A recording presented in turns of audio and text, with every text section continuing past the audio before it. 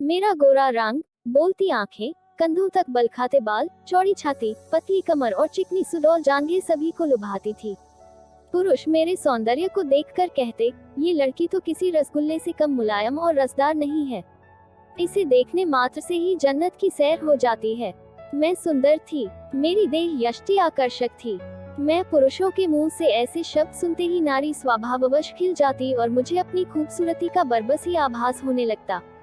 मैं बुदबुदाए बिना न रह पाती, मुझ पर तुम सब मरते हो तो मरो, मैं किसी के हाथ नहीं आने वाली, मैं तो आग हूँ, आग। मुझे पकड़ने के लिए पानी बनना होगा। मैं सुंदर हूँ, पर इतनी भोली नहीं हूँ कि अपनी प्रशंसा सुनते ही तुम्हारी बाहों में समा जाऊंगी। मैं अभी सोच ही रही थी कि माँ की आवाज ने मुझे चौंका दिया। मैं जैसे सोते से जाग उठी। माँ मेरे सामने खड़ी मुस्कुरा रही थी। मेरी माँ मुझसे कहीं अधिक खूबसूरत थी।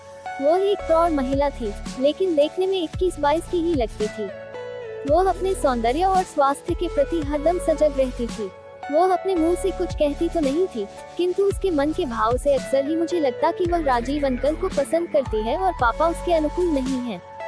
राजीव अंकल कहाँ से आते थे और मम्मी से उनका संबंध कब से था, इससे मेरा कोई मतलब नहीं था। इतने में मम्मी चहकती हुई बोली, बेटी तुम आज स्कूल नहीं गई, आज तो छुट्टी है। मैंने ये कहकर मम्मी की ओर देखा। आज उसने गुलाबी साड़ी बांध रखी थी।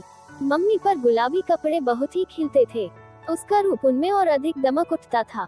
मुझे जहाँ तक मालूम था, मम्मी सजती संवरती तभी थी जब राजीव अंकल घर पर होते थे या आने वाले होते थे। वैसे तो सजना संवरना मम्मी के जीवन का एक अभिन्न हिस्सा था, लेकिन उस दिन वह विशेष रूप से साज श्रृंगार करती थी जब राजीव अंकल घर पर होते। मैं अचानक ही बोल पड़ी, तो राजीव अंकल आज आने वाले हैं। मेरी समझ में यह नहीं आ रहा कि मम्मी पापा के लिए क्यों नहीं सजती संवरती है। शायद माँ के सपनों के राजकुमार पापा नहीं हैं, राजीव अंकल ही हैं। वैसे ये कड़वा सच भी है, राजीव अंकल पापा से अधिक सुंदर और स्मार्ट हैं। अपने आप को हमेशा ही सुंदर बनाकर रखते हैं, कपड़े ढंग के पहनते हैं, और पापा तो बिल्कुल ही ढीले ढाले व्यक्ति हैं। एक ही कपड़े को दो रोज तक पहने रहते हैं। शेव तभी बनाते हैं जब खुजली होने लगती है या उन्हें कोई टोक देता है। माँ को तो चुस्त और खूबसूरत पुरुष चाहिए। राजीव अंकल चुस्त भी हैं और सुंदर भी हैं। इसी बीच माँ ने मुझे टोक दिया, ये लड़की तो हमेशा ही कुछ न कुछ सोचती ही रहती है।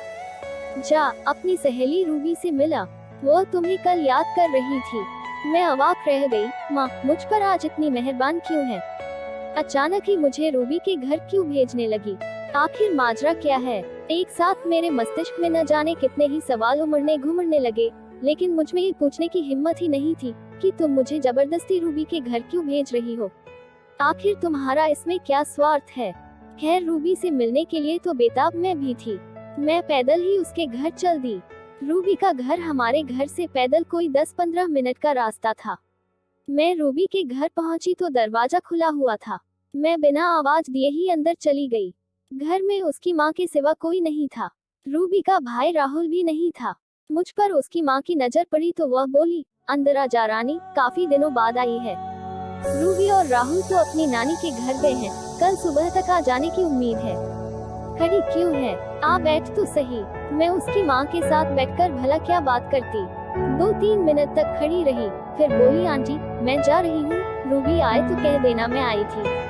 ये कहकर मैं दरवाजे से होते हुए बाहर आ गई। रूबी हमउम्र थी, लेकिन उसका भाई राहुल मुझसे 1 साल छोटा था। वैसे वह देखने में छोटा नहीं लगता था। राहुल बहुत शरारती भी था। वो केवल शरारती ही नहीं था, बहुत सुंदर और स्मार्ट भी था। मेरी उम्र यही कोई 15-16 की थी। राहुल 15 का था। जीन्स की पैंट और टी-शर्ट में वो किसी राजकुमार से कम सुंदर नहीं लगता था। मैं यही सब सोचती हुई अपने घर आई तो दरवाजा धक्का देते ही खुल गया। मैं बरामदे से होते हुए मम्मी के बेडरूम के सामने आई तो किसी मर्दाने आवाज को सुनते ही खुद गई, पापा के घर पर नहीं है, 2 दिनों के लिए बाहर गए हैं। फिर ये मर्दानी आवाज कहाँ से आ रही है और यह आवाज किसकी हो सकती है? मैं वही खड़ी होकर सोचने लगी कि यह आवाज कहाँ से आ रही है। यह आवाज मम्मी के बेडरूम से आ रही थी।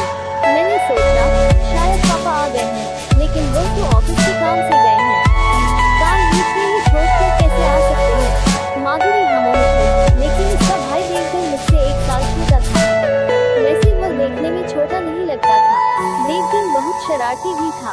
वो केवल शरारती ही नहीं था, बहुत सुंदर और स्मार्ट भी था। मेरी उम्र यही कोई 15-16 की थी। देवगन 15 का था। जीन्स की पैंट और टी शर्ट में वो किसी राजकुमार से कम सुंदर नहीं लगता था। मैं यही सब सोचती हुई अपने घर आई तो दरवाजा धक्का देते ही खुल गया। मैं बरामदे से होते हुए मम्मी के बेडरूम के सामने आई तो किसी मर्दाने आवाज को सुनते ही ठिठक गई, पापा तो घर पर ही नहीं, 2 दिनों के लिए बाहर गए हैं। मैं ये सोचते सोचते कभी पाँव मम्मी के बेडरूम की ओर बढ़ गई। दरवाजे के नजदीक आकर खिड़की की ओर देखा तो खिड़की बंद थी। मैं अंदर झांकना चाहती थी। मेरे मन में वैसी कोई दुर्भावना नहीं थी। मैं तो ये देखने के लिए बेचैन थी कि कहीं पापा तो नहीं आ गए हैं। तभी मेरी निगाह दरवाजे की गोल छेद पर पड़ी। मैं एक आंख बंद कर दूसरी आंख से उस छोटे से गोल छेद में झांकने लगी। अंदर का नजारा देखकर मुझे अपनी आंखों पर विश्वास नहीं हुआ। मैंने अपनी आंखें मलकर फिर उस गोल छेद से झांका तो वही दृश्य नजर आया। इस बार अविश्वास करने का कोई सवाल ही नहीं था। राजीव अंकल बिल्कुल ही निर्वस्त्र थे और मम्मी चटी बनियान में थी। इस मुद्रा में दोनों ही बहुत खुश थे। एक दूसरे की आंखों में आंखें डाले यूं बैठे थे जैसे एक दूसरे को संबोधित कर रहे हों। इतने में मम्मी ने राजीव अंकल के पेट में गुदगुदी की। वो अनायास ही हंसने लगे और हंसते हंसते ही उन्होंने मम्मी को अपनी गोद में उठाकर बिठा लिया। मम्मी उनके गले में बाहें डालते हुए बोली, तुम्हारी बाहों का स्पर्श बड़ा ही उत्तेजक है। अजय ने तो मुझे कभी ऐसा आनंद दिया ही नहीं। तुम्हारा पति अजय कोई मर्द थोड़े ही है, वह तो भोदू है। न जाने कैसे उसके साथ तुम रहती हो। राजीव अंकल ये कहकर हंसने लगे। अजय तो एक खंभा है जिसकी आड़ में मैं तुम्हारे साथ रहती हूँ। अजय जैसे पति को उंगलियों पर नचाना मुझे खूब आता है। मम्मी यह कहते कहते काफी आक्रामक हो गई और उसने राजीव अंकल के गाल को दांतों से काट लिया। राजीव अंकल भी कहीं चूकने वाले थे।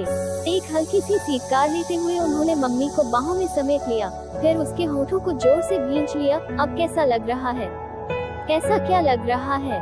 अच्छा लग रहा है। क्या तुम्हें नहीं पता, स्त्रियां दर्द से मिठास चूसती हैं। मम्मी के शब्द ये कहते कहते लड़खड़ा गए। उसकी आंखें बंद हो गई। दोनों एक दूसरे के होंठ ऐसे चूस रहे थे जैसे लॉलीपॉप या आइसक्रीम चाट रहे हों।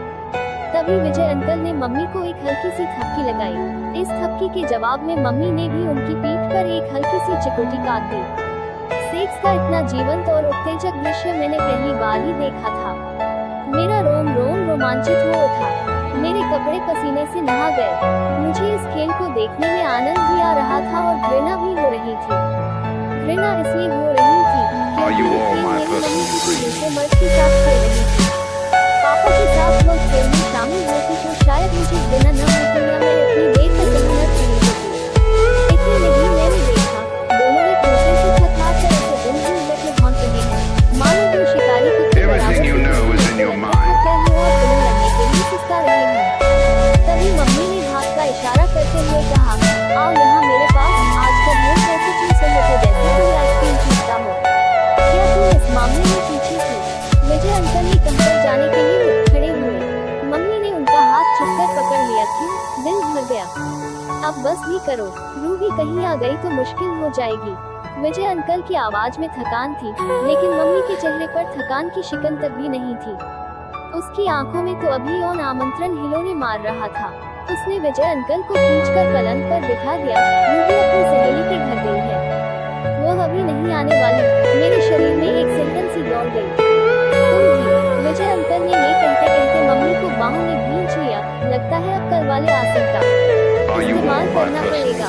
करो ना, मना किसने किया है? मम्मी ये कहते कहते हंसने लगी। अंकल ने उसको पलंग पर पटक दिया। मम्मी का पूरा शरीर पलंग पर मचल रहा था।